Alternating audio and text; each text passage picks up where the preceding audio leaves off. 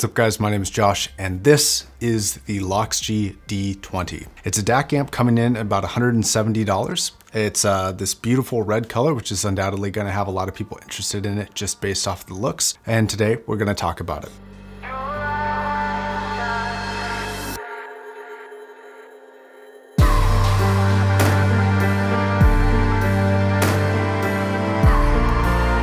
There's some good, some bad, and some ugly about this amplifier. But first, I actually want to talk to a specific type of audience member, a specific type of person who might be interested in this, who I actually almost never address. And that's going to be the people who want something that is fashionable or fits their setup, who wants a better experience for audio than onboard sound, but isn't going to care totally about the highest fidelity for the dollar that you can possibly get. So basically, you'd rather have something beautiful that functions okay than something that functions great but is ugly. So if this is something that you're interested in, and that is you, I can kind of recommend this.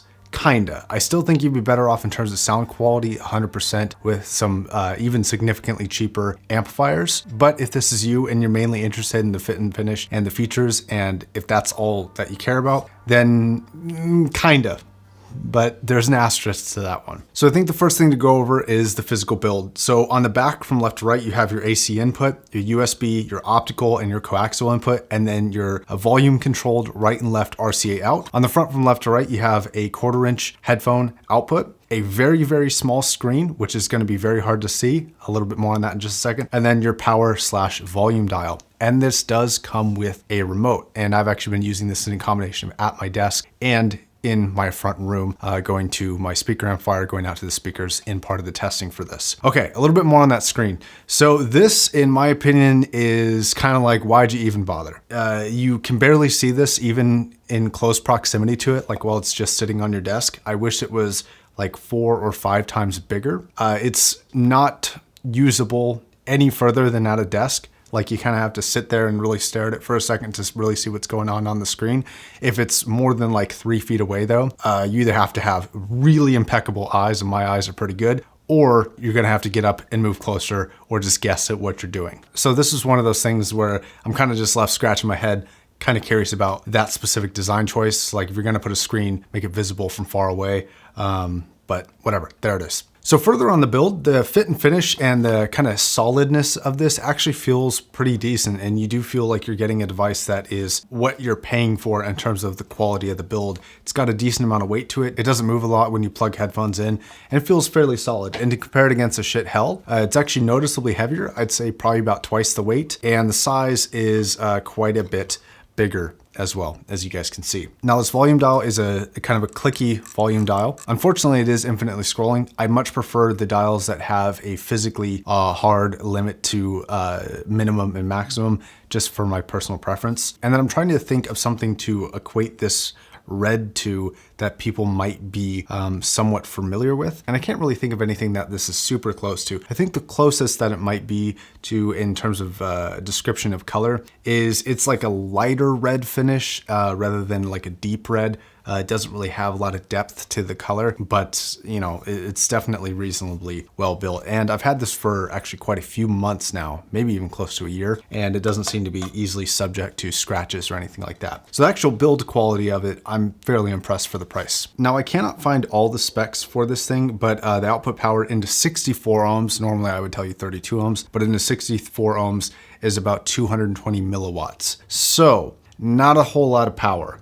And that's going to be kind of one of the biggest complaints about this thing from the get-go, even though I have a number of complaints actually, is the power output for the cost is not that great. For example, you can get something like the Shit Heresy, which is $100, and that puts out 2 very clean full watts of power into 32 ohms. I think slightly less into 64 ohms, but it's still going to outperform this thing just based off of the power specs alone. And then when you get into kind of the meat and potatoes of the quality of the sound signature, this thing unfortunately doesn't really stack up for the money. And I'm going to make a recommendation right here. The DX3 Pro, if you're looking for an amp DAC that measures really well and sounds really good, has a bit more power than this, though not totally overkill, the DX3 Pro is the way to go. I really enjoy that amplifier. It's got a usable screen. I think it might even have more input options than this does, because I'm pretty sure it has coaxial, pretty sure it has USB and optical, and Bluetooth, which is not something that this has. So if you're just into functionality,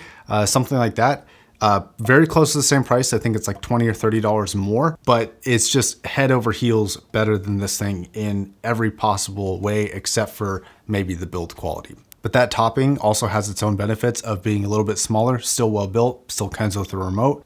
So it kind of beats this thing, makes this thing pretty inept. So as far as measurements go, I have seen a couple measurements floating around and they can pretty much confirm what I think everybody is hearing. The DAC output at the back is not that bad. It's definitely not like the premium DAC at $200, but it's definitely passable and it's going to sound pretty good. And I have no problem plugging this into another amplifier and using that as a daily system. I use better gear just because I have better gear, but it's passable on this. The headphone output is where my biggest problems lie though. It's really not that good. It's kind of thin sounding. The separation, the more higher fidelity aspects of sound quality that you can actually come to expect from $100 amps now, like the Shit Heresy or like the Magni Plus or the JDS Labs Atom, things like that have a very, very good sound to them. And this really doesn't. So ultimately I'm left in the position where I know there's two general audiences who buy gear like this. There is people like me, and I think what makes up the majority of my audience, who want the best specs, they want the best sounding equipment. This is not that. And then there's other people who I do think are valid purchasers, and I don't really think it's my right or anybody's right to tell you what to look for in a product that you're interested in, who are going to be interested in the design features of this. And outside the screen, I actually think this is a reasonably well-built device in terms of the exterior design. The branding is, it's okay, and there's a glossy front, and I'm not a huge fan of that personally. But overall, like if you're into something vibrant and red like this, and you don't really care that much about sound quality, even though I'm not sure why you'd be watching an amplifier review, but if that is you, then yeah, I mean, it's reasonable. Like, it looks nice. The fit and finish is what I would want if I were purchasing a product like that. Okay, guys, that's gonna wrap it up. So closing statements here, not recommended for audio use. Get a topping DX3 Pro if you're looking for the feature set that has, but you want more power, better specs, better sounding, and actually more input options being Bluetooth. All right, guys, thank you very much for watching. Until the next video, my name's Josh, signing off.